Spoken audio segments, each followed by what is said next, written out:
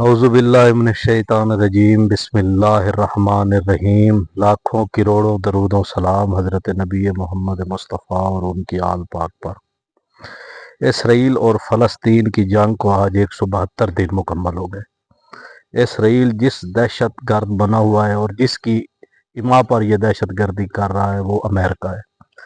امریکہ نے اس کو کھلی چھوٹ دے رکھی ہے کہ بہاؤ جتنا خون مظلوموں کا بہتا ہے بہاؤ، بے گناہوں پر بمباری کرو، ہر طرح سے وہ ظلم و ستم ڈھا رہا ہے۔ آج فلسطینی وزارت صحت نے تازہ ترین اعداد و شمار جاری کیا ہے، جن کے مطابق اس وقت 32,333 افراد شہید ہو چکے ہیں، جن میں 13,000 بچے شامل ہیں۔ لیکن اب نہ اقوام متحدہ بولے گا، نہ پورے دنیا میں کوئی انسانی حقوق کی تنظیمیں بولیں گی۔ اگر کوئی ایک یہودی کہیں مر جاتا نا تو یہ سبھی جتنے بھی دنیا میں یہ ملک ہے نا، انگریز، یہودی اور دوسرے، انہوں نے آسمان سر پہ اٹھا لینا تھا۔ لیکن کیونکہ فلسطین والے مسلمان ہیں اس لیے ان کے لیے کوئی احتجاج نہیں کر رہا۔ اگر ہمارے اسی ملک پاکستان میں کوئی احتجاج کرنے کی کوشش کرتا ہے تو اس پر لاٹھیاں برسائی جاتی ہیں، اسے تشدد کا نشانہ بنایا جاتا ہے۔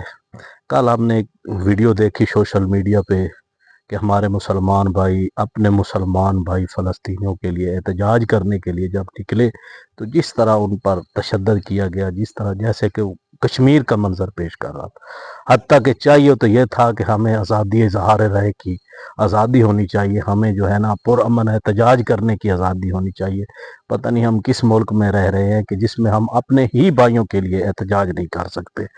دوسرا آ جائیں، کیونکہ پہلے پاکستان تحریک انصاف کے رہنماؤں کے کاغذات نامزدگی سینٹ کے لیے مسترد کر دیے گئے تھے، اب مونس الہی، صنم جاوید خان، سابق گورنر پنجاب عمر سرفراز چیمہ کے جو کاغذات ہیں وہ منظور کر لیے گئے ہیں۔ پی ٹی آئی کے لیے یہ ایک اچھی خبر ہے۔ عدالت نے یہ کہا کہ ہم کسی کے بنیادی حقوق پر کس طرح ڈاکہ ڈال سکتے ہیں، اور ایک پی ٹی آئی کے لیے بری خبر ہے، اور وہ یہ بری خبر یہ ہے کہ پنجاب میں پی ٹی آئی کے 40 ایم پی اے کا فارورڈ بلاک بن رہا ہے، جو اطلاعات اس وقت آ رہی ہیں اس کے مطابق۔ تو آگے چلتے ہیں۔ ہمارے ایچیسن ہمارا ایک بہت بڑا تعلیمی ادارہ ہے، اس کے پرنسپل نے استعفیٰ دے دیا، اور اس نے استعفیٰ کیوں دیا گیا ہے کہ اس پر گورنر نے دباؤ ڈالا کہ تم احد چیمہ کے بیٹے کا کوئی ناجائز کام تھا یا فیس یا جس طرح بھی وہ کرو، اس نے انکار کر دیا۔ تو جب اس پر زیادہ دباؤ ڈالا گیا تو اس نے استعفیٰ دے دیا، اور جو اس کالج کے جو ہیں طلباء ہیں وہ اس وقت گورنر ہاؤس کے سامنے سراپا احتجاج ہے کہ ان کا استعفیٰ منظور نہ کیا جائے۔ اب ان طلباء پر لاٹھی چارج کیا جاتا ہے، ظلم و ستم کیا جاتا ہے، کیا کیا جاتا ہے یہ تو آگے۔ اور ایک خبر آپ کو، ایک اچھی خبر ہے کہ آج مریم نواز صاحبہ نے، وزیر اعلیٰ پنجاب مریم صفدر یا مریم نواز کہہ لیں، انہوں نے سب انسپیکٹر یاسر نصیب کو وزیر اعلیٰ ہاؤس بلایا۔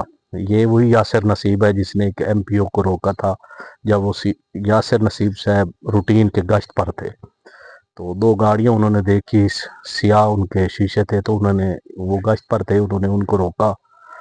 جب انہوں نے روکا تو بیچ میں جو شخص نکلا گاڑی سے باہر آیا، اس نے کہا کہ آپ کی جرات کس طرح ہوئی مجھے روکنے کی۔ یہ ہمارے ملک کے ایم پی اے صاحب نے ایک پولیس آفیسر کو کہا کہ تمہاری جرات کس طرح ہوئی مجھے روکنے کی، میں اس علاقے کا ایم پی او ہوں، تم نے مجھے کیوں روکا، کس لیے روکا، مجھ سے شرعام معافی مانگو۔ تو آج اسے بلایا گیا، مریم صاحبہ نے اس سے اظہار تعزیت کیا اور کہا کہ میں شرمندہ ہوں، میں اپنے ایم پی اے کو شوکاز نوٹس بھیجتی ہوں، اس نے غلط کیا ہے، آپ روکیں جس کو مرضی، چاہے کوئی منسٹر ہو، جس کو آپ کی ڈیوٹی ہے آپ ڈیوٹی دیں۔ ایک اچھی بات ہے، لیکن ہمارے ایم پی اے صاحبان کو بھی سوچنا چاہیے کہ پولیس اہلکار بھی ہمارے بھائی ہیں، وہ بھی اپنی ڈیوٹی دے رہے ہوتے ہیں۔ ہمارے چینل کو ضرور سبسکرائب کریں، ہمارے ساتھ رہیں۔ سید خضر عباس گیلانی۔